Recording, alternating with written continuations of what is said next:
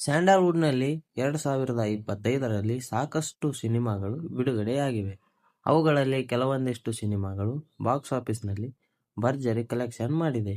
ಇನ್ನು ಕೆಲವೊಂದಿಷ್ಟು ಸಿನಿಮಾಗಳು ನಿರೀಕ್ಷೆಗಿಂತ ಕೆಳಮಟ್ಟದ ಸಕ್ಸಸ್ ಅನ್ನು ಕಾಣದೆ ಮಕಾಡೆ ಮಲಗಿವೆ. ಹಾಗಾದರೆ ಬನ್ನಿ, ಇನ್ನು 2025ರಲ್ಲಿ IMDb ಪಟ್ಟಿಯ ಪ್ರಕಾರ ಕನ್ನಡದ ಚಿತ್ರರಂಗದಲ್ಲಿ ಅತಿ ಹೆಚ್ಚು ಕಲೆಕ್ಷನ್ ಮಾಡಿದ ಸಿನಿಮಾಗಳು ಯಾವುವು ಎಂದು ಈ ವಿಡಿಯೋದಲ್ಲಿ ತಿಳಿದುಕೊಳ್ಳೋಣ. ಕನ್ನಡ ಚಿತ್ರರಂಗದಲ್ಲಿ ಅತಿ ಹೆಚ್ಚು ಗಳಿಕೆ ಮಾಡಿದ ಸಾಲಿನಲ್ಲಿ ಈ ವರ್ಷ ಕಾಂತಾರ ಚಾಪ್ಟರ್ 1 ಮೊದಲ ಸ್ಥಾನದಲ್ಲಿದೆ.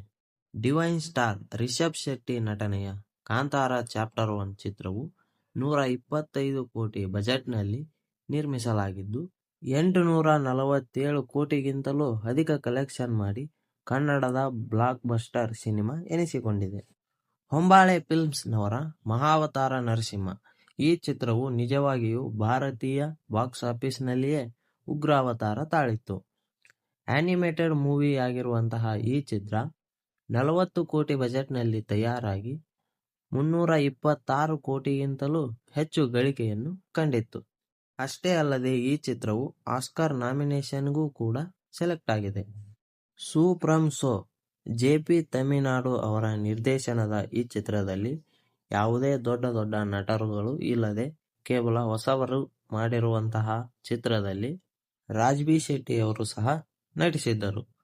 ಈ ಚಿತ್ರದ ಬಜೆಟ್ ಕೇವಲ 5.5 ಕೋಟಿ ಆಗಿತ್ತು. ಆದರೆ ಈ ಚಿತ್ರವು ಬಾಕ್ಸ್ ಆಫೀಸ್ನಲ್ಲಿ 120 ಕೋಟಿಗಿಂತಲೂ ಅಧಿಕ ಗಳಿಕೆಯನ್ನು ಮಾಡಿ ಕನ್ನಡದ ಈ ವರ್ಷದ ಬೆಸ್ಟ್ ಕಾಮಿಡಿ ಸಿನಿಮಾ ಎನಿಸಿಕೊಂಡಿದೆ. ರಾಜಕಾರಣಿ ಜನಾರ್ದನ್ ರೆಡ್ಡಿ ಅವರ ಪುತ್ರ ಕಿರೀಟಿ ರೆಡ್ಡಿ ಅವರ ಚೊಚ್ಚಲ ಸಿನಿಮಾ ಜೂನಿಯರ್. ಈ ಚಿತ್ರವು ಬಿಡುಗಡೆಗೂ ಮೊದಲು ಪ್ರೇಕ್ಷಕರಲ್ಲಿ ಅತಿ ಹೆಚ್ಚು ನಿರೀಕ್ಷೆಯನ್ನು ಹುಟ್ಟುಹಾಕಿತ್ತು. ಅಷ್ಟೇ ಅಲ್ಲದೆ ಈ ಚಿತ್ರದಲ್ಲಿ ಬಾಲಿವುಡ್ ನಟಿ ಜೆನಿಲಿಯಾ ಹಾಗೂ ಶ್ರೀಲೀಲಾ ಅವರು ಮುಖ್ಯ ಪಾತ್ರದಲ್ಲಿ ನಟಿಸಿದ್ದರು. ಆದರೆ ಬಿಡುಗಡೆಯಾದ ಮೇಲೆ ಅಂದುಕೊಂಡ ನಿರೀಕ್ಷೆಯನ್ನು ಮುಟ್ಟಲಿಲ್ಲ. ಹಾಗಾಗಿ ಈ ಚಿತ್ರದ ಬಜೆಟ್ 25 ಕೋಟಿ ಎನ್ನಲಾಗಿತ್ತು. ಆದರೆ ಈ ಚಿತ್ರ ಬಾಕ್ಸ್ ಆಫೀಸ್ನಲ್ಲಿ ಗಳಿಕೆ ಮಾಡಿದ್ದು ಕೇವಲ 12 ಕೋಟಿ ಎಂದು ಹೇಳಲಾಗುತ್ತಿದೆ.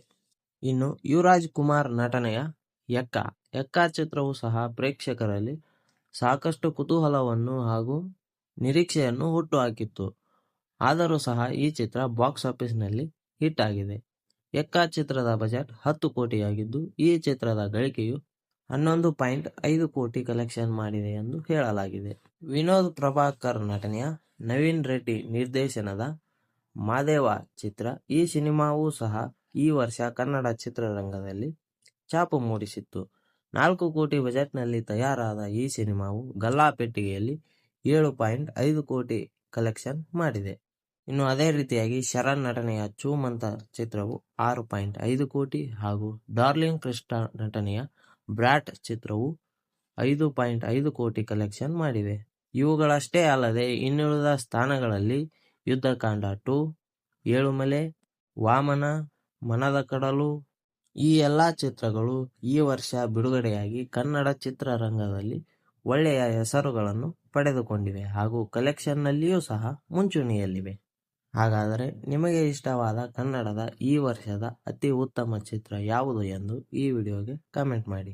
ಇನ್ನು ಇದೇ ರೀತಿಯ ಸ್ಯಾಂಡಲ್ವುಡ್ನ ಅಪ್ಡೇಟ್ಸ್ಗಳಿಗಾಗಿ ನಮ್ಮ ಚಾನಲ್ ಅನ್ನು ಸಬ್ಸ್ಕ್ರೈಬ್ ಮಾಡಿ ಹಾಗೂ ಈ ವಿಡಿಯೋಗೆ ಒಂದು ಲೈಕ್ ಮಾಡಿ. ಧನ್ಯವಾದಗಳು.